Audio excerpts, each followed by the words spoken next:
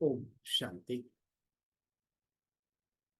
आज 2 जुलाई है और प्यारे बाबा हम बच्चों को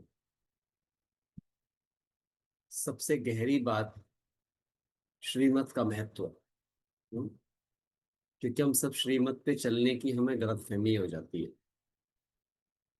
अगर आप बहुत सारे लोगों को देखेंगे तो आप पाएंगे कि वो ये सोचते हैं कि हम ना रोज मुरली सुनने जाते हैं, इसलिए हम ज्ञानी हैं। पर ये ज्ञान की पहचान नहीं है, ये आपकी आदत है। हम रोज अमृत वेला करते हैं, इसलिए हम योगी हैं। हम नमाशाम करते हैं, हम योगी हैं। ये ज्ञान और योग की सिर्फ सिम्टम है। ऐसा करने से आप ज्ञानी योगी होते नहीं हैं, बल्कि आप ज्ञानी योगी होने की प्रैक्टिस मात्र में हैं। जैसे कोई आदमी कुछ छोटे छोटे लेख लिखने लग जाए और वो ये मानने लग जाए कि वो एक राइटर हो गया है। ठीक ऐसी ही हालत हमारी है। कोई आदमी सपोज कहीं पे जिम रोज जाने लग जाए तो मानता है कि अब वो हेल्थ कॉन्शियस हो गया है। कोई योगा रोज करने लग जाए तो उसको लगता है कि अब वो हेल्थ कॉन्शियस हो गया है। ऐसा बिल्कुल नहीं है। मैं स्टडी कर रहा था इस बात के लेकर के कि सच में ही हमने बहुत सारा जीवन गवा दिया कि हम में कोई आदत आई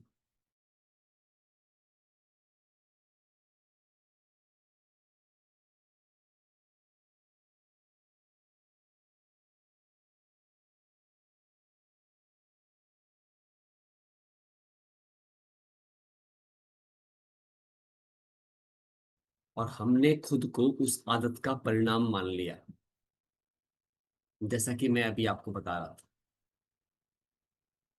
ये बिल्कुल ऐसा ही है। ध्यान से सुनना और समझना इस बात। मैं मैथ पढ़ रहा हूँ, अब मैं खुद को मैथमेटिशियन समझने लग जाऊं। खाली मैथ पढ़ने से, इवन देन मैथ में 100 नंबर लाने से भी आप मैथमेटिशियन नहीं हो जाते हैं। मैथमेटिशियन होने के लिए बहुत मेहनत लगती है। सिर्फ मैथ ही जीवन होना चाहिए।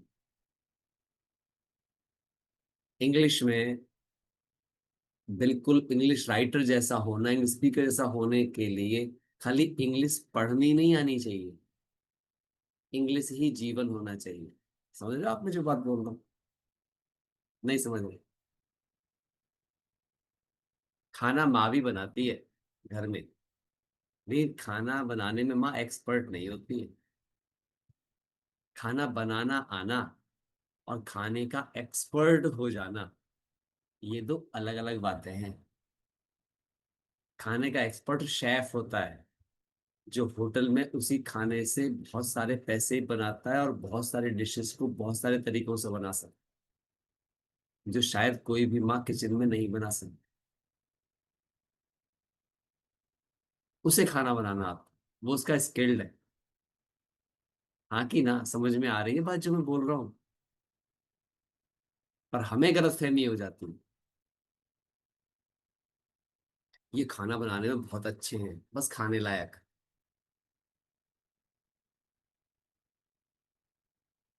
कुछ लोग वो कपड़े घर में प्रेस करते हैं, बहुत छोटे छोटे काम याद दिला रहा हूँ ना आपको। घर में प्रेस करते हैं, उनको लगता है हमें प्रेस करनी आती है। नहीं। आप किसी एक्सपर्ट को प्रेस करता हुआ देखो तो आपको चलेगा कि गलतफहमी दूर हो जाएगी, आपको प्रेस करनी नहीं आती है। कपड़ों पे आयरन करना, हाँ समझ रहे ना? ऐसे कितने ही काम मैं आपको बता सकता। किसी काम को आप रोज करते हैं, इसका मतलब ये नहीं है कि आप उस काम में अच्छे हो गए हैं। नहीं। किसी काम में अच्छा होने के लिए, उस परिणाम तक पहुंचने के लिए जो उस कर्म का परिणाम है, आपको उसके उस टॉप लेवल तक की स्किल डेवलप करनी पड़ती है। सेम ज्ञान योग है। हम रोज मुरली सुनते हैं तो हम ज्ञानी है ना। हम हर साल मधुबन जाते हैं तो हम ज्ञानी है। हमें प्रदर्शन समझानी आती है तो हम ज्ञानी है। हमें गलत फहमी है ज्ञानी होने की।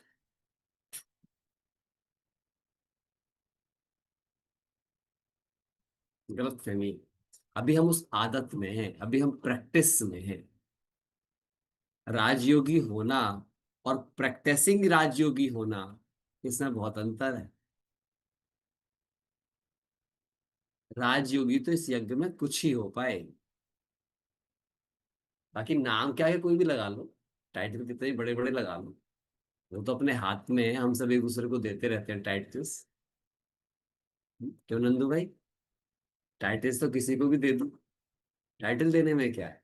ये बड़े महान हैं, ये इतने योगी हैं, ये इतने ज्ञानी हैं, इतने वर्षों से इनका अनुभव है, लेकिन क्या सच में है?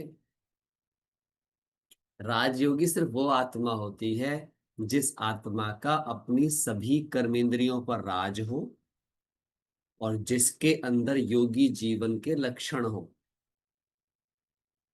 अर्थात जो मान अपमान, निंदा स्तुति, लाभ हानि, सुख दुख, सब में एक रस रहे, अचल रहे, अटल रहे, अखंड रहे, दैट इज कॉल्ड राजयोगी।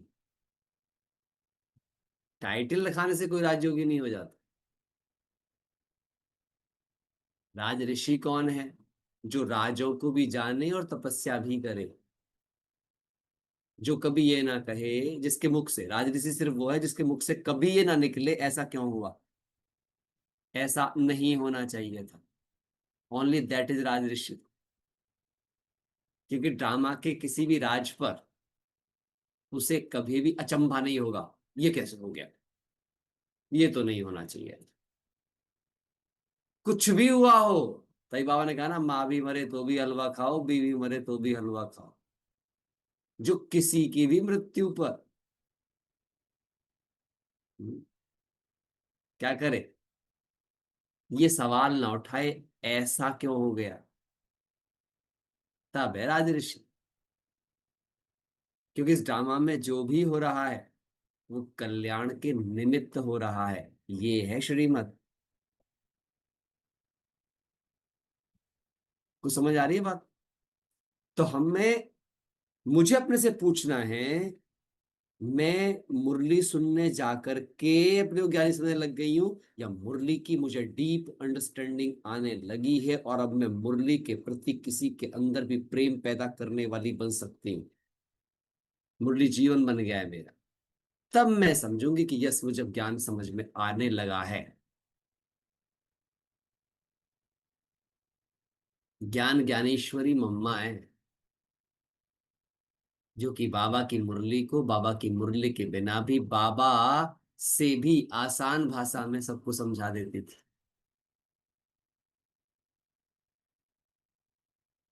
ये है ज्ञान की पहचान। योगी वो जिसको देखकर, जिसके चेहरे को देखकर, जिसकी दृष्टि को देखकर, जो कल का स्लोगन था, जिसके चेहरे, जिसकी नैनों में पवित्रता दिखे। ऋषि वो जिसके नैनों से पवित्रता झलके, जिसके आते ही वातावरण में महसूस हो ये कुछ है, इन्होंने कुछ तो किया है। समझ आ रही है अपनी बातें? हम इस पे देखें। मैंने इसलिए आपको थोड़े से आसान एग्जांपल दिए। एक एक आदमी खाली फिजिक्स पढ़ना जानता है, उससे वो फिजिशियस्ट अर्थात फिजिक्स का साइंटिस्ट नहीं हो जाता। एक आदमी को चार दवाइयों के नाम याद हो तो वो डॉक्टर नहीं हो जाता, आरएमपी बन सकता है, रेमेडियल मेडिकल प्रैक्टिशनर तो बन सकता है, डॉक्टर नहीं बन सकता। डॉक्टर बनने के लिए तो उसे फिर जान लगानी पड़ेगी। आपको अपने से यही सवाल पूछने हैं। हम में से 99% को ये गलतफहमी हो गई है, हम ज्ञानी योगी हो गए।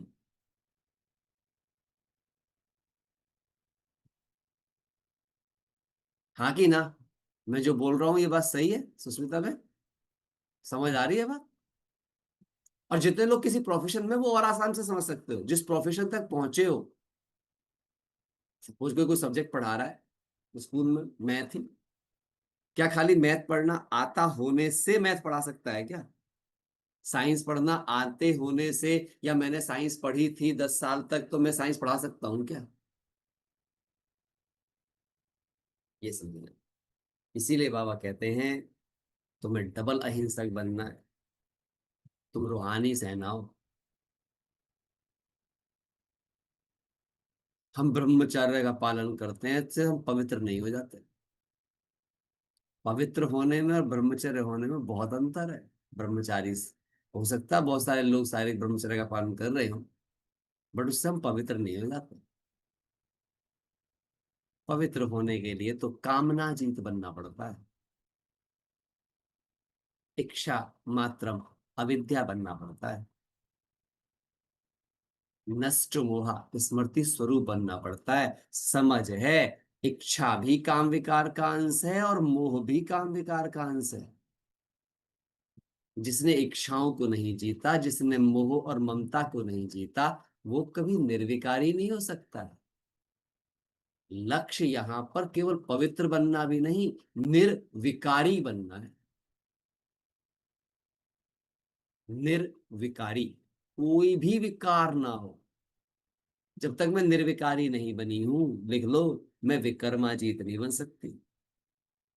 तब तक कोई ना कोई विकर्म होता रहेगा, जब तक किसी भी विकार के अंश मुझ में रहेंगे।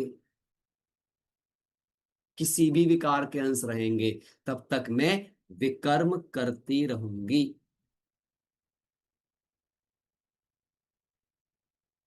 इसके लिए मुझे समझना है।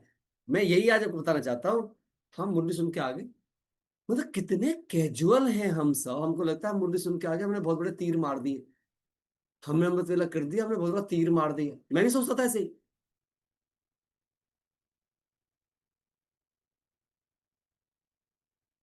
पहले ये तो देखो लक्ष्य क्या है। लक्ष्य है जी लक्ष्मी नारायण बनना। इतने से पुरुषार्थ से कोई भी लक्ष्मी नारायण बन सकता है क्या? क्या ब्रह्मा बाबा खाली ऐसा करते तो क्या लक्ष्मी नारायण बन जाते क्या? सुनते। कोई खाली पालना लेता रहे लेता रहे लेता रहे, किसी को देने के लायक बने ही ना कभी भी, वो राजा बनने के लायक होता है क्या? जिससे सदा पालना ली हो, किसी को दी ही ना हो, राजा बनेगा? दास बनेगा।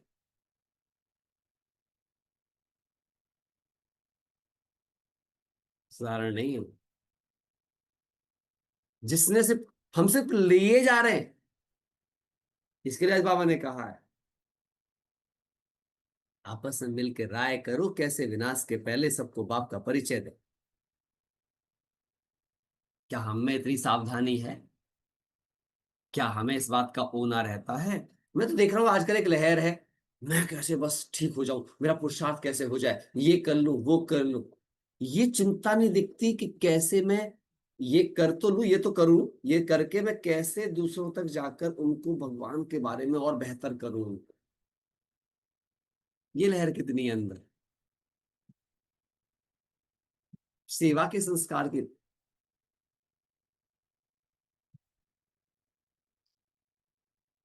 अंदर में ये कितना चिंतन है कि मैं दैवी राजधानी स्थापन करने के निमित्त हूं।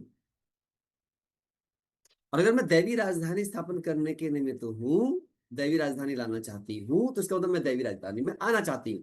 तो मुझ में कितनी डिवाइन क्वालिटीज है, और इनकी कितनी जांच मेरी परफेक्शन से चल रही है। परफेक्शन से बात कर रहा हूं। मुझे कुछ आता है, मुझ में भी बड़ा प्यार है, बड़ा प्यार नहीं संपूर्ण प्यार है क्या? हम में भी बड़ी हिम्मत है, पूर्ण हिम्मत है क्या? नहीं, हम पवित्र रहते हैं।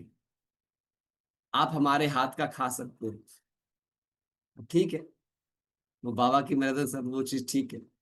लेकिन क्या सच में? बात करनी है अपने आप से। ये खुला आईना है, आईना। और कुछ लोग आईने में शक्ल इसलिए नहीं देखते कि उन्हें अपनी शक्ल पसंद नहीं आती।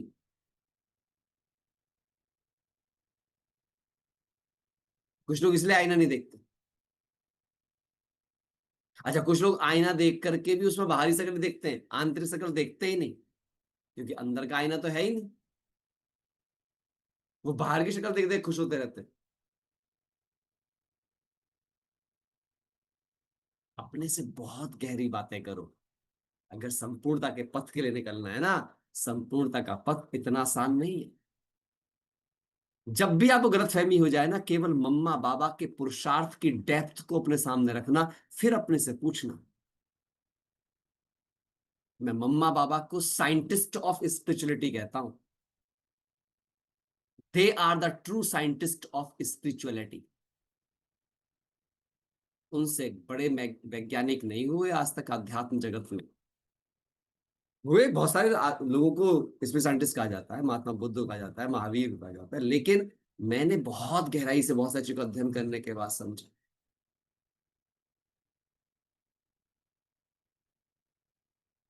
जब सब चुनौतियों को, सारी चीजों को, सारी सोच को, सारे रिफॉर्मेशन को आप ध्यान में दोगे, अभी तक की आप ध्यान से अगर देखोगे, सबसे ज्यादा अध्यात्म लीडरशिप अगर किसी एजुकेशन ने तैयार की, तो आप पाओगे वो केवल बाबा की एजुकेशन है।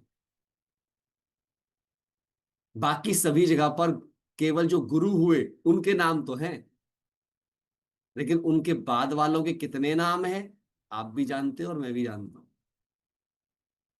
लेकिन यहां बाबा ने अपने बच्चों को अपने से भी ऊंची गुरुगद्दी दी। आज बाबा के बच्चों का नाम बाबा से भी ज्यादा है। आज के अगर युग में देखोगे, दादियों ने भी खुद को गुप्त किया, उनसे ज्यादा उनके बाद वालों का नाम है। नाम की बात कर रहा हूं। इसे कहते हैं आगे बढ़ाने का संस्कार। गीता ज्ञान का प्रत्यक्ष सबूत है दादियां और बाबा। क्योंकि गीता ज्ञान के अनुसार क्या है? सबको उमंग उत्साह में लाना, सबको आगे बढ़ाना। उन्होंने बढ़ाया लीडरशिप को आगे। आप दिखाओ ना मुझे, मैं चुनौती देता हूं, वर्ल्ड में दिखाओ लीडरशिप। बल्कि ब्रह्मा कुमारी से सीख सीख कर आज बाकी सब संस्थाओं के अंदर भी लोग बोलना सीखने लगे। वो भी पॉजिटिविटी की बातें करना लगे, जो कल तक केवल शास्त्र के श्लोक सुनाया करते थे, सत्संग किया करते थे। आज वो भी शास्त्रों का यूज लीडरशिप में करने लगे, मैनेजमेंट्स में करने लगे, और जाकर के उनके द्वारा स्कूल कॉलेज में लेक्चर्स करने लगे। वहां भी वो अब लोगों को अब सीखें जो बाबा 1936 से करते चले आ रहे हैं। पूरे आध्यात्म जगत की परिभाषा बदल गई, केवल बाबा और मम्मा और दादियों की मेहनत से। समझ आ रही है आज बात? नहीं आ रही है जो बात मैं बोल रहा हूं? ऐसे देखो अपने ज्ञान को, केवल ज्ञान को ऐसे मत देखो, मत चले गए ये ऐसे फलाने भाई फलानी बहन। ये देखने से कुछ नहीं होना है हमारा। We are just wasting our time. भाई बहनों, खाली ये बात बोलना हम किसी प्रभावित नहीं होना है, लगाव में नहीं आना, झुकाव में नहीं आना, प्रभाव में नहीं आना, ये खाली शब्द मत बोलो, इनके अर्थों को समझकर इनके अंदर जाना है। चल क्या रहा है? विनाश सर पे नाच रहा है, बाबा कह रहे हैं आज। चेतावनी दो। तो आज ये चेतावनी हम सबके लिए कि महाभारत लड़ाई तो लग चुकी है, वो तो एक पल में मिटा देगी दुनिया को, एक पल में। कोरोना को भूला मत करो, एक पल में 198 कंट्रीज के सभी लोगों को घर में भर दिया था। श्वास लेनी मुश्किल हो रही थी, लोग डर रहे थे श्वास लेने से।